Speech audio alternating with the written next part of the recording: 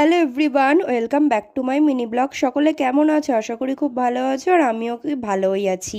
তো এখন শীতকাল মানেই চারিদিকে অনুষ্ঠান লেগেই আছে, তো প্রায় প্রতিদিনই নিমন্ত্রণ থাকছে।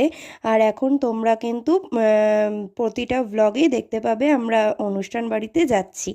তো দেখো, এখানে ভাইদেরও নিমন্ত্রণ ছিল, তো ও তো এখন রেডি হতে চাইছে না, যাই হোক কান্নাকাটি শুরু করে দিয়েছে, আর আমরা রেডি হয়ে ওদের বাড়িতে এসে অপেক্ষা করছি। তারপরে সকলে মিলে রেডি হয়ে চলে আসলাম জন্মদিন বাড়িতে। তো আগের দিন যাদের বাড়িতে কালী পুজোয় গিয়েছিলাম, তোমরা যারা যারা ভিডিও দেখেছো তারা অবশ্যই জানবে, আর আজকেও কিন্তু তাদের বাড়িতেই ছিল, আর এই পুচকিটারই ছিল বার্থডে।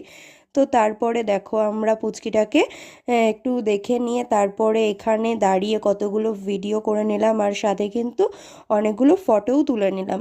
আর তারপরেই বসে পড়েছি খেতে, কারণ অনেকটাই দেরি হয়ে গেছিলো, বাড়ি ফেরার ছিল। তো চলো এবার তোমাদের সাথে শেয়ার করি অনুষ্ঠান বাড়িতে গিয়ে কি কি খাওয়া দাওয়া করেছিলাম। তার আগে দেখো, আমি, আমার মা, সর্দি, ঠাকুমা আর ওইটা হচ্ছে রাখি, সকলে মিলে খেতে বসে পড়েছি।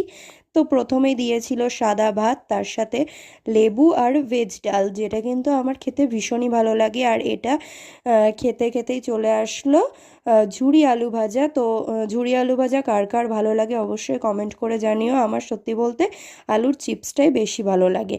তো তারপরে চলে আসলো ফুলকপি, আলু আর চিংড়ি মাছ দিয়ে একটা তরকারি, শীতকাল মানেই ফুলকপি। আর তারপরে চলে আসলো চিকেন স্যালাড, আর শেষ পাতে ছিল চাটনি, পাঁপড়, রসগোল্লা, রসমালাই। তো দেখা হচ্ছে আবারও একটা নতুন ভিডিওতে। ভালো লাগলে লাইক, কমেন্ট, সাবস্ক্রাইব, বাই।